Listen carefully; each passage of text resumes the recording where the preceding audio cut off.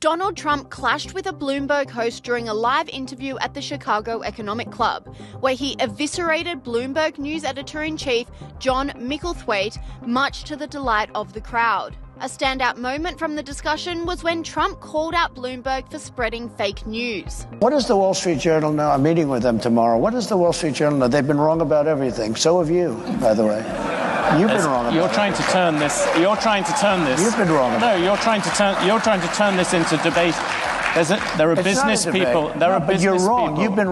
You've been wrong all your life on this stuff. Commentators on X reveled in the takedown, with this user saying he sits down with Bloomberg hack, tells him to his face he is fake news, and the crowd of business people are all cheering him on in agreement. Conservative commentator Charlie Kirk agreed, saying this is legendary.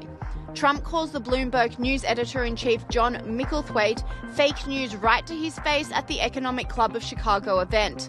He then went on to own the host on the subject of tariffs, once again telling him he was wrong. No, let me tell you, I know how committed you are to this, and it must be hard for you to, spend 25 years talking about tariffs as being negative and then have somebody explain to you that you're totally wrong. It'll have a negative, it will have... Commentators again applauded Trump's response, saying there is no universe in which Kamala Harris could handle this interview with Bloomberg News at the Economic Club of Chicago. None. And Donald Trump is owning it. And the Bloomberg editor-in-chief was taken aback when the audience spectacularly booed him. Only 3 weeks to go to the election. Will you commit now to respecting and encouraging a peaceful transfer of power? Well, you had a peaceful transfer of power. You had a peaceful transfer of power. You had a peaceful...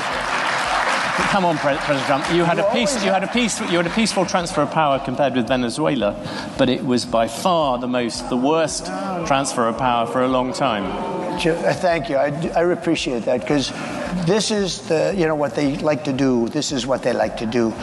The live crowd worked in Donald Trump's favour, cheering him on throughout the discussion, booing the host and giving him a standing ovation at the end.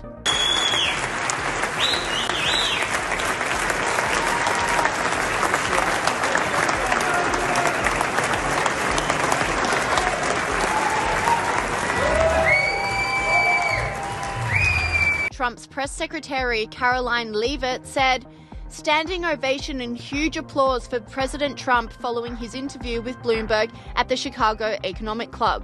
The crowd absolutely loved it." Kamala Harris is also being roasted for declining to partake in the same interview with Bloomberg.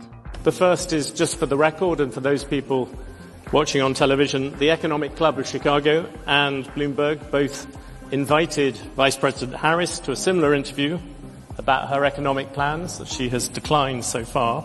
With this commentator saying, the Bloomberg News editor-in-chief just exposed Kamala for turning down the same hard-hitting economic interview that Trump is about to give before the Economic Club of Chicago. She has declined.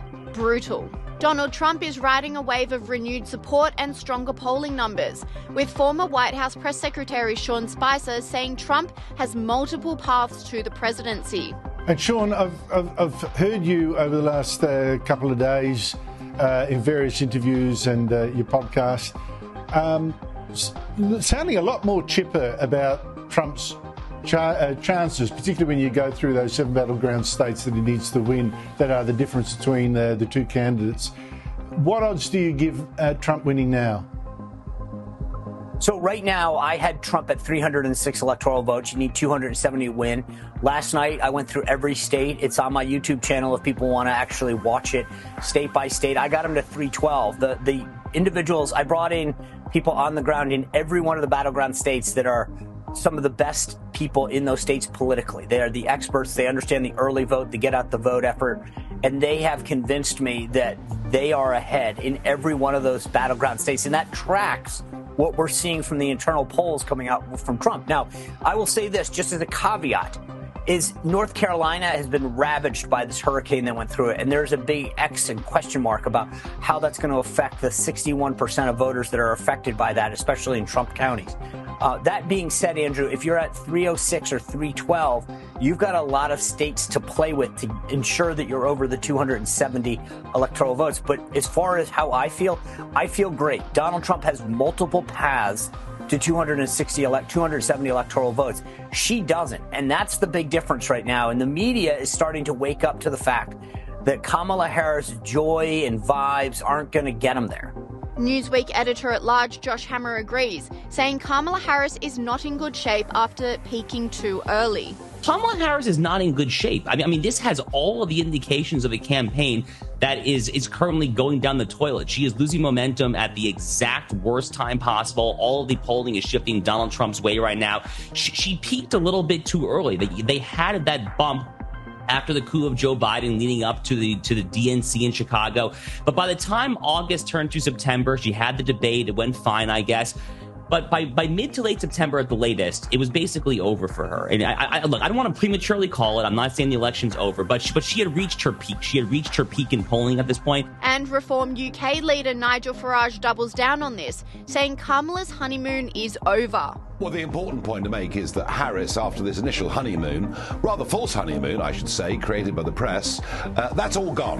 Her performance on 60 Minutes was abject. Now, let's see how she gets on Fox News.